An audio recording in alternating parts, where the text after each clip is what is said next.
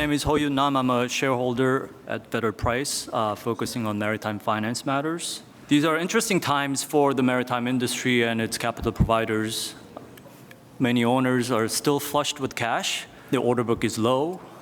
Many segments in the market, in the industry, are in a healthy state, making money for their stakeholders.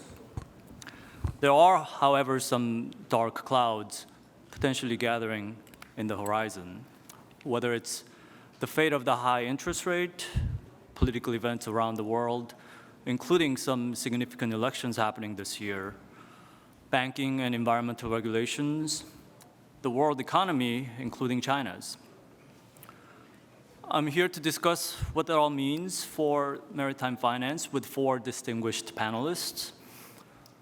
In no particular order, I have Mr. Michael Parker, Chairman, Global Shipping, Logistics, and Offshore, Citi; Mr. Martin Hugger, Managing Director, Meerbaum Capital Solutions; Mr. Evan Cohen, Managing Director and Head of Maritime Finance, First Citizens Bank; Mr. Harris Antoniou, Managing Director, Neptune Maritime Leasing. So I'd like to start off by discussing the state of maritime finance generally today. Volumes are very low because of strong earnings and less refinancing. A banker friend of mine recently told me that even though his organization had a very busy year, 2023, it's still very hard to keep up with the amount of prepayments and to maintain a book. So I'll start with you, Martin. How is the market and how is Meerbaum Capital doing? So for us, it has been a while now. We started off in this business in 2016, 17, and we thought, okay, few banks left. Fine, we go in with money and we have the smaller and mid-sized owners to finance their purchases. And at some stage, the banks will come back. And looking into it, it actually hasn't happened. And the question for us is mostly why hasn't it happened? And it looks as if Basel and the rules and regulations that are imposed on banks makes it very, very difficult to finance a cyclical industry. And cyclical industry is what shipping is. You make tons of money in this business, but it's so cyclical that the rating of bank finance is very cyclical as well. And that means for the banks, they have to manage it somehow. And if the banks don't manage it, they have analysts' calls and chairmen that say, why do I need to allocate double, triple the equity? So that means banks have been more careful, banks have been focusing on the large guys, and banks have been doing everything they can to bring the volatility down, and at the same time, make shipping attractive to people that say, transporting coal, transporting oil, oh, how dirty. And this is what made a huge gap for guys like us.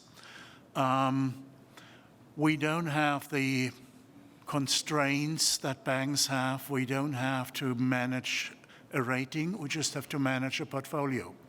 And managing a portfolio means you are not in this tight framework.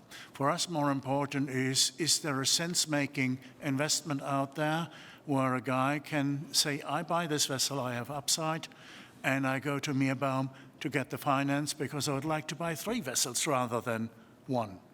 And last year, this was not the case for some period. During summer, our business was fairly slow, but not having a budget to meet also means you don't have to do a deal just because end of the quarter your boss will say, how much have you done?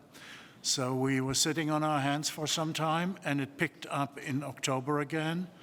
And the deals have been rolling in December, January, like almost never before. So at the moment, business for us is fairly good. Evan, a bank's perspectives on the state of maritime finance today? It's interesting. Our story at First Citizens, formerly known as CIT, mirrors a lot of what Martin was saying. So 5 years ago, when banks were leaving the market, or there wasn't enough senior lenders, let's say, we restarted a senior lending platform at First Citizens Bank, filling a gap. And we found good clients like Meerbaum and Neptune, both clients for full disclosure, where we helped support filling that gap. So 5 years later, we see plenty of volume bilaterally in club deals, back levering some of the private equity, plenty of volume. I think the challenge you might be referring to is the repayment velocity. So we have all the money coming back in the door, but we see plenty of good opportunities with good clients, people we trust, and assets we'd like to finance. So the margin discussion is a different story. The pricing is going down, but that's for another question. Huh?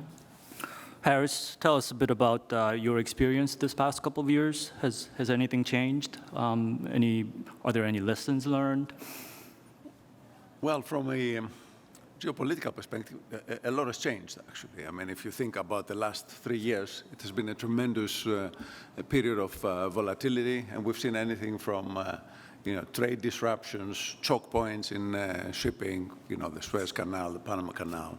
We've seen 2 wars, in the vicinity of Europe. So yes, it's been a very volatile environment, and typically shipping thrives in volatile environments, as we've seen. But for us, we set up the company 3 years ago on the principles that Martin referred to earlier, on the principle that there is not enough bank financing to go around. And to our surprise, actually, it's turned to be even better than we originally thought. There is a very significant demand. Only last year, we quintupled our exposure. Of course, it's easier if you're early in your corporate expansion career. But nevertheless, it proves the point that there's a tremendous demand. And that's for 2 reasons. The first reason is that banks are shying away definitely from the SME-type shipping companies.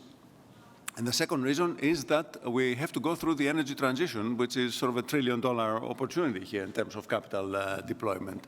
So those 2 main factors allow us, all of us, to be quite busy in our respective business. And one thing about leasing, of course, is ship leasing in particular, is that our view is that it's going to develop in the same way that the aviation leasing developed over the past decades. In fact, the aviation leasing covers more than 50% of the value of the fleet. And in fact, ship leasing is probably 10 to 15% at the moment. So we see a shift happening, and that's what we're here to capture. And one thing about the banks versus leasing companies, I actually think this is a symbiotic relationship. Mm-hmm. We work with our fellow panelists, banks here, work many banks around the world, and I think we're a conduit that allows banks to still be able to serve clients that otherwise they wouldn't have been able to serve. So that's what I would have to say. Michael, talk a bit about environmental regulations, maybe specifically about the 2023 IMO greenhouse gas strategy. Has that changed your approach to maritime finance at all? The short answer is no, because I don't say we anticipated it happening, because I think people didn't really expect the IMO to be as ambitious as they came out in MEPC 80. But within finance, the Net Zero Banking Alliance, which has about 140, 150 mainly international banks that are signed up to it, is committed to the Paris Agreement, to net zero aligned with Paris. So since 2021, particularly 21, when GFANZ before the COP in Glasgow, a large part of the international finance community has been on a track to aligning its portfolios with Paris. And there's a key date this year, which is that every bank signed up to that has to target the emissions in all their portfolios for 2030 and 2050, to set targets where their emissions will be in each portfolio. So there's been, if you like, a parallel thing that started before the IMO last July. But what the IMO decisions last July did was and we heard it in the previous panel, the importance of having a global regulator that sets a standard. And even, as someone said, it's aspirational. There's a sort of expectation that there is now an agenda and a pathway to the IMO aligning with Paris when it next reviews its ambition in 2028. Why that is important is that shipping is the only industry where the true emissions are the real emissions. I mean, I haven't heard anyone from DNV, Lloyd's, or anyone else suggest that what is being measured is wrong. Clearly, there are definitional issues around certain emissions, but we know that the emissions from ships, as measured by the IMO, give you a pretty accurate view of what those emissions are. And I think that's very important. Now, we've seen through the SEC announcement last week that it has balked at defining Scope 3 for US companies, but that's not going to be the case in Europe. But it has issued regulations, if you like, on Scope 1 and Scope 2. So it's bringing together a clear definition of what is Scope 1 and Scope 2 for shipping at least, if not yet globally for the cargo owners. And that, I think, is very, very important. Because in the end, for certainly the big international banks that are signed up to these other agreements, it's about competition for capital. It is about whether in an institution like Citi, we will have the capital to allocate to our shipping clients as opposed to our metals and mining clients, our consumer clients. It is, in effect, a competition for the capital in order that we can meet our own net zero requirement. What the IMO did in July, and as I said, I think everyone was pleasantly surprised by the level of its ambition, if not quite Paris-aligned. To my mind, it puts shipping as an industry, makes it really credible from the perspective of those of us in the banks who look after the business, that we have, through a global regulator, through the way in which they measure the environmental impact, we have the ability to argue for our clients and for what they are doing. And what it is all about, as you heard before, is about making shipping more efficient. We know the fuels will come eventually, but they're not there yet. But it is making today's shipping industry more efficient, and the reduction of emissions from shipping will help us articulate the right arguments to ask for the capital. Had the IMO not done that, then I think the loss of credibility for shipping as an industry, the hard-to-abate, dirty industry, would have been more difficult to argue against. And the last thing I want to say on this thing is what we heard this morning is very different from what we would have heard at this event, certainly 2 or 3, and certainly 10 years ago. The industry is now moving in one direction through the collaboration that has been mentioned as being very important to that. So there is now a movement in the industry to really do what it can to become more efficient. Talking a bit more about regulations and capital, the Basel III endgame, or so-called Basel IV, is coming into effect. Evan, has that had any impact on the way you do business? It has, not as directly as you would think, as we're not a European institution, so it doesn't affect us directly, but our colleague banks and competitor banks are affected by it. So as Michael was mentioning, it's all about competition for capital. How are you going to allocate the capital you have available to you? So in a positive way, it has helped us partner with some of the other senior lenders, predominantly the Europeans, who find us a reliable business partner. They have capital constraints. We don't have those kinds of constraints. So we're able to work with them in that framework, basically taking parts of their deals to be cut to the chase. Harris, These kinds of regulatory regimes obviously wouldn't affect the way you do business, I wouldn't assume. Does that create opportunities for you? Well, Basel is not a city that's, favoring ship financiers, really. It's been going from Basel 1, 2, 3, 4, and all the other versions we've seen. And it's making it all, every time it's making it more difficult to, in fact, do asset-based finance whether shipping or commodities or what have you. If you think about it, it's actually not good for the world trade because it creates barriers to companies accessing low-cost capital. And I think we need to make sure that we lower those barriers. We're not increasing those barriers.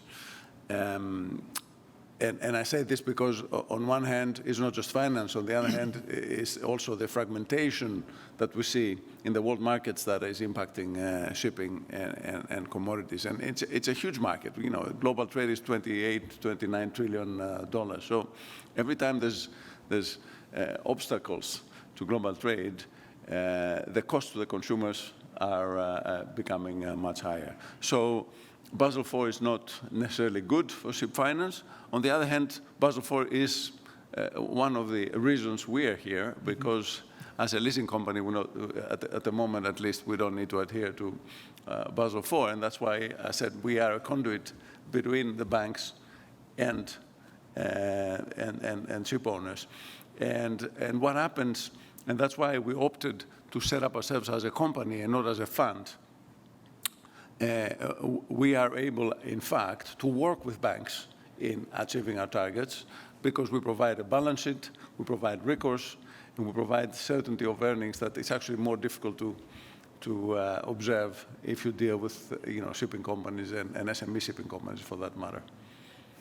So we have... You also provide the knowledge to the smaller companies in order to be able to have access to funding from banks. For a small company having to comply with the forms that banks these days want is very burdensome. If you can hold their hands and you help them through the process, it's a lot easier. Mm. Yeah. And it gives us, as a senior lender, through Meerbaum and through Neptune and a few others, access to those small and medium-sized clients that we like to have. And we couldn't do it if we had to do directly. So thank you for that work. So what are lenders and lessors looking for in this market? How does your institution stand out in a crowded field? What is your market strategy, Michael? Our market strategy has never really changed. We have relationships with large ship owners, large shipping companies, with individuals, and we try and help them solve their problems.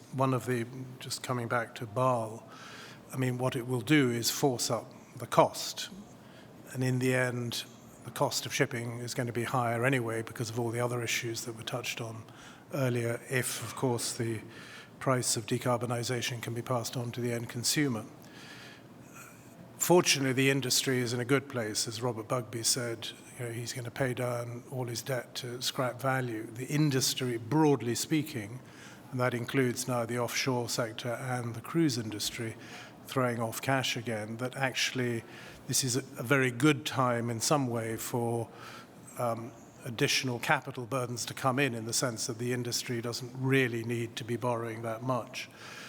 But what will come, and I fully accept the room that this helps create for Harris and Martin, but what will come is financing the cost of decarbonization. The fuels will come, the new ships have to come, and that is going to be much more expensive. And that is where the industry is going to have to tap the capital markets. And that is where the investors also are going to be looking for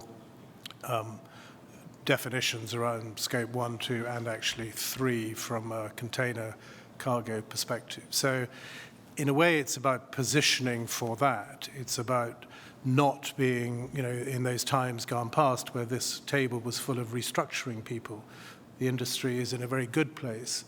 And so chasing deals, it just doesn't make sense for an institution like us. We're a relationship cash flow lender, if you like. We don't finance assets because of the value of an asset. And it is one of those rare periods where ship owners are prepaying. And I think, as we heard in the first panel, the market is likely to mean that goes on for some time. But the investments, and this is the change that's happened on the owning side, even though people don't know what decisions to make yet in some sectors, they know they're going to have to make decisions at some time. And so you've seen this in the way in which some of the dual-fueled ordered ships have shifted away from now methanol, or away from LNG towards methanol and now ammonia. So there are decisions being made now that will need financing in 2 to 3 years' time. And so being ready for that, I think, is just as important. What I would say on the Basel issue, it's obviously not over yet, at least in the US. There's an opportunity, and the banks are pushing back on the regulators to try and make the Basel endgame more tolerable. What does need to happen, though, is that regulators in different fields really ought to start talking to each other. You will not finance the decarbonization of the global economy if you make banks unable to fulfill their purpose, which is to finance investment in the necessary change. So there still needs to be the political coming together, and whether that's through COPs or some other mechanism, so that there is some incentive for the banking system to work with private capital to help make those investments. The issue around the fuels is not, I don't think we've heard from anyone, the fuels can't exist. It's about the financing of the scale of production of those fuels and the investment in the onboard and the vessels and the onboard technology on the vessels to make that work. So that is around really finance and the commitment by different people to make those decisions. And I think increasingly that's what shipping finance will be, and less about the individual ship. But there will always be room in this very broad, fragmented market for different types of finances as represented on this panel. What about you, Evan? Does your market strategy, has it changed at all in this evolving landscape? No, it has not. Short answer. Yeah. I'm trying to pick up a few of the threads from Michael, because the two institutions are somewhat different. Michael's talking about not focusing on the assets, but focusing on the corporate. We focus on the owner and the asset, but focusing on the owner, today we have 35 clients, and we try to know them as well as possible. Let's say we like to stay in touch with another 25 or 30. So there are 60, 70 companies. We'd like to understand, how are they preparing for what's coming? Are they looking realistically at the different options? How are they going to operate the assets? Which assets are they choosing? Because in this cyclical business, there are always changes coming, whether it's going to be the capital requirements for new investments, new technologies, or, I don't want to say it too loud, when market rates come down, but how are these clients preparing? So no, we're still following our same strategy. Know our clients well. Senior lending, which I've said a few times, sounds a bit boring, but it can be quite flexible. So in the flexibility of senior lending, one of the unique attributes we have as an American institution is we're able to be flexible in a different way from some of our European colleagues. We can be less rigid about age, for example, and some clients in the room will know that we're more rigid about other things, but it's not that funny, but okay. So our approach to the market hasn't changed. It's about the owner, it's about the asset, it's about knowing who our business partners are. Harris, what is your target market? What kind of owner would get the best results from working with your institution? So our typical client, and it's about a similar number actually that Evan just said, we have about 30 active clients at the moment and about the same number of past or non-active clients. Is a family business or an individual, small, medium-sized owner that is in principle bankable. So in the old days, alternative finance was a bit like financing the dodgy guys that no one wants. We see that differently. We finance the guys that in the past would have received money from banks like DVB or Deutsche Schiffsbank or Royal Bank. And we give them a one-shop solution. So when they go out investing, they get the private equity for the higher chunk, and they get the senior lending coming from banks or insurances, and we bundle all that so he doesn't have to deal with everyone, he deals with us. And that enables a client to buy a vessel to compete with the big guys, with the cash buyers, and trade spot rather than in a low market having to fix also for like forever. And we also don't require all sorts of bells and whistles like a retention account for a dry docking that is 5 years down the road, which some banks want because they need to tick that box. So basically, banking for adults, enabling a client to be fast in the S&P market, not taking undue risk, and he gets the same supervision from us as if he was V-Ships managing a vessel that we put equity in. The same question to you, Harris. What is your target market? Well, when we started, we thought we're going to be focusing only on SMEs, so small and medium-sized companies, because that's where the gap was. Actually, if you think about it, 60% of the fleet is owned by small and medium-sized operators, and these were the ones that were left unattended.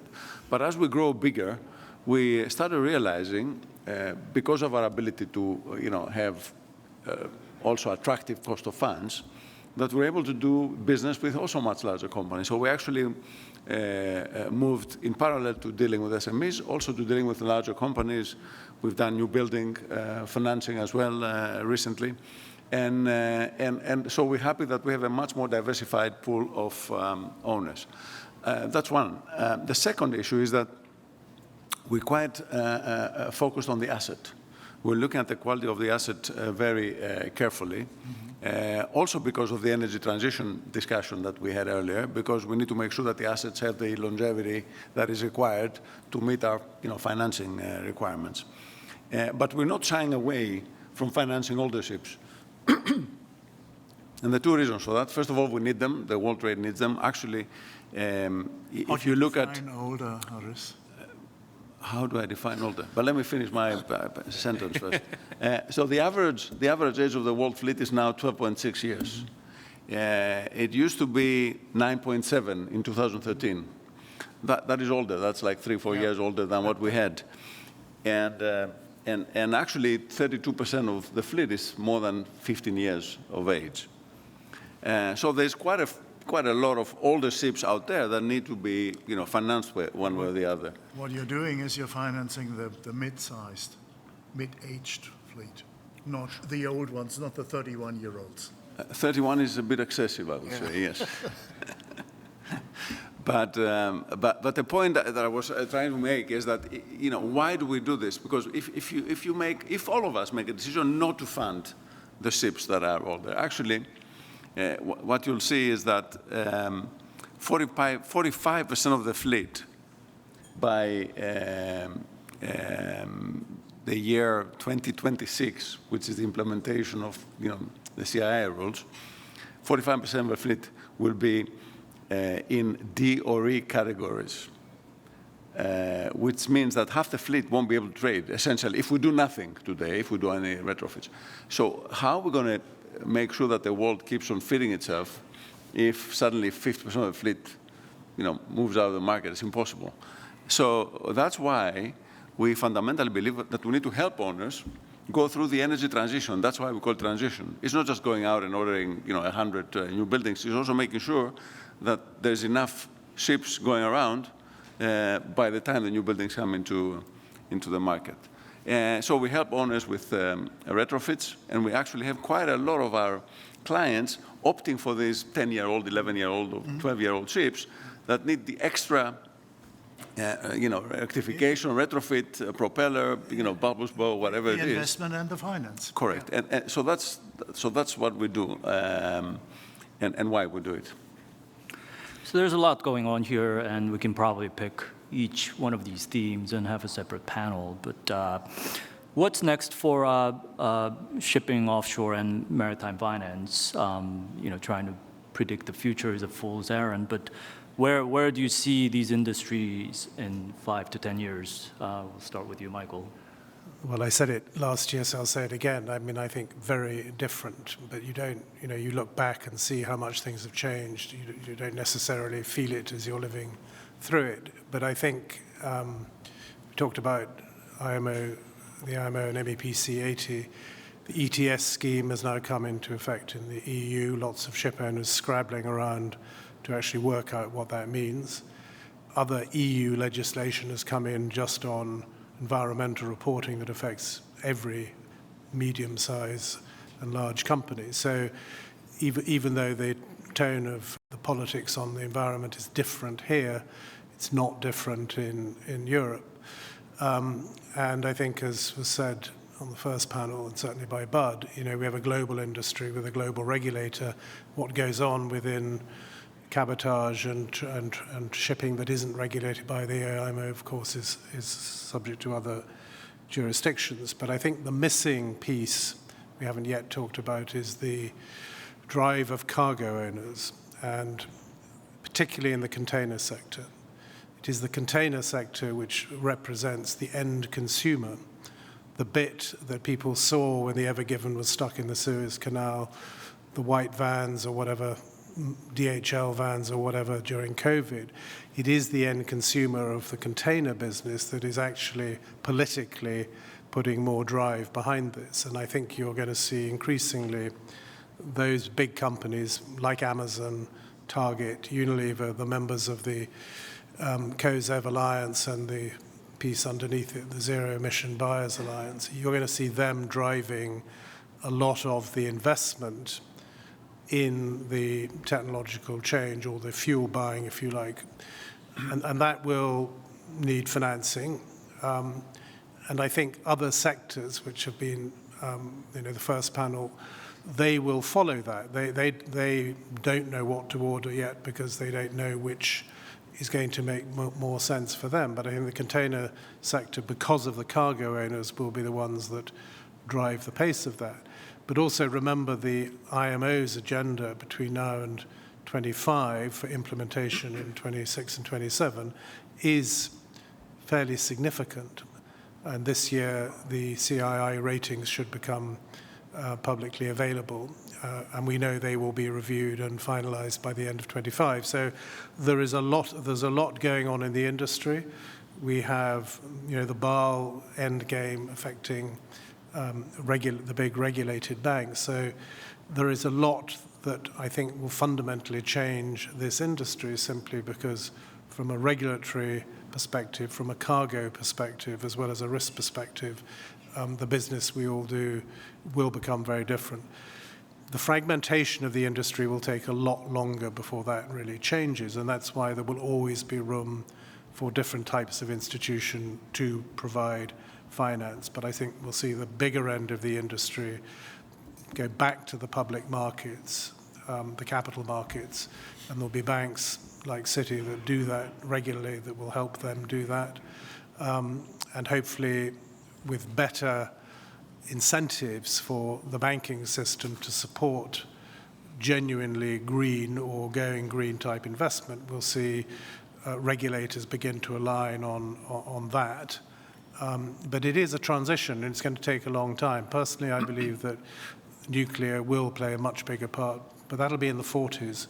I certainly won't be here then, but that probably will be the long-term solution, whether it's in the creation of the fuels or reactors on large container ships, bulk carriers, cruise ships, or the sort of ships that go on the sort of routes that would happen. So shipping will decarbonize, there's no question about that, and finance is going to be key to that. But it'll be very visible, I think, in 5 and certainly in 10 years' time, that a lot of the things that all of us on this panel did 10 years ago really will be, a little bit of it will still be there, but a lot of that will have changed because of regulation. Evan, the thoughts on the future of maritime finance? Okay, I got lost when you said offshore before, so I don't think about that very often. and nuclear I don't know about. I think it continues. I mean, is it 90% of everything goes on board a ship, so we're going to still be putting stuff on ships. The future of maritime finance. So it is going to be, can you be, and I hate the cliche word, nimble enough to adapt. So there's a new sanction coming out next week, and there's a new emissions trading regulation starting on January 1st. And are your clients able to adapt to that quickly enough? Are you able to manage that information quickly enough? So it's being that quick and keeping your team and your business that quick, that's the challenge going forward. And voila, so whatever sanctions come up, whatever new things come up, that's what we have to be able to manage. Martin, where do you see your institution in 5 or 10 years? Are you nimble enough to meet the demands of? Well, I think, well, tenfolding like we did the first 10 years is probably difficult. But if the market continues to split the way it has and the leasing alternative finance part becomes bigger and bigger, I'd certainly like to keep the position we're in and be one of the first choices that people call if they have a need. Harris, where do you see your institution in 5 or 10 years? How do you stay competitive in this changing marketplace? I think there's a tremendous opportunity now ahead of us because, you know, Michael knows a lot about it, of course, because, and with congratulations to him, he was one of the front runners that saw the change in relation to environmental legislation requirements, and he put together Poseidon principles. So chapeau to Michael in that respect. But the world decided to decarbonize. In COP28, the world made the decision to triple the amount of nuclear energy that was referred to earlier, triple the amount of renewable energy. And these are green electrons, but we need to change the green electrons into green molecules in order to transport them, because otherwise, they're stranded. So that's why I believe shipping has a tremendous, growth ahead of it. We need a lot of ships to transport these green molecules and decarbonize the world economy. And our company is going to be there to support owners in their growth ambitions. So absolutely. We're starting to run out of time. Just a quick survey. I'm a lending lawyer by training, and it wasn't that long ago that we used to put in a provision in a loan agreement that says LIBOR can't be less than 0. Where do we think the SOFR term rate is going to be at the end of this year? I think today it's about 5.3%. Michael?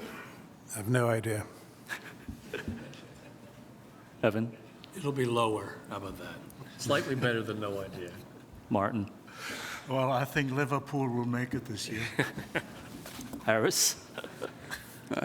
It'll be lower. But what concerns me more than SOFR is the sort of what happens with elections around the world this year, because I think that's going to determine the fate of SOFR as well.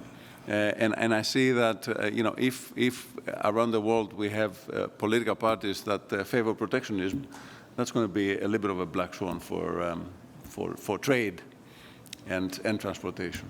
We have a minute left. Is that what keeps you up at night? What are you worried about your business, Harris? I just mentioned what keeps me up at night. Okay. Martin? Well, what keeps me up at night is seafarers that are endangered, to be honest. If you know that a vessel that you know of is going into harm's way, and there's some idiots out there that think attacking vessels, killing seamen, is another way of doing politics. It's not nice. And same during COVID, when people had heart attacks on board and the helicopters couldn't go onshore because the people wouldn't let them to be treated in a hospital in the country, and they died on board. This keeps me awake at night. Evan? No, very, very well said. So it's the safety of the ships and the crew. Then you think about the safety of your own business, because charity begins at home. And then it's the black swans of whatever sanctions comes next. And none of us want to wake up to hear that some ship was detained in a place it shouldn't have been to begin with. Michael? I think Robert Bugbee sort of hinted that how the Middle East could develop could actually be much worse than we're currently seeing. And I think that risk of global conflict when a permanent member of the United Nations Security Council is effectively at war with another country in Europe, and there's other instability, that I think is worrying for all of us.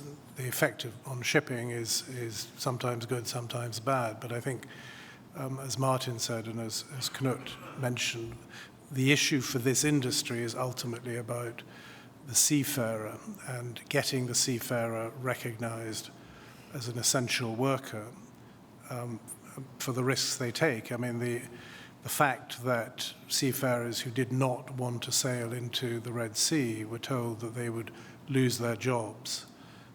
Can you imagine that in any other environment? So there's still a long way to go, and I think collectively the industry has to put more emphasis, not just on the skills, which Knut talked about, but also on the risks that they take. And if there's one issue beyond, obviously, decarbonisation that collectively the industry could really work on and lobby for would be how seafarers are treated. On that sobering note, that's our panel. Thanks to the panel. Thanks to the audience. Enjoy the conference.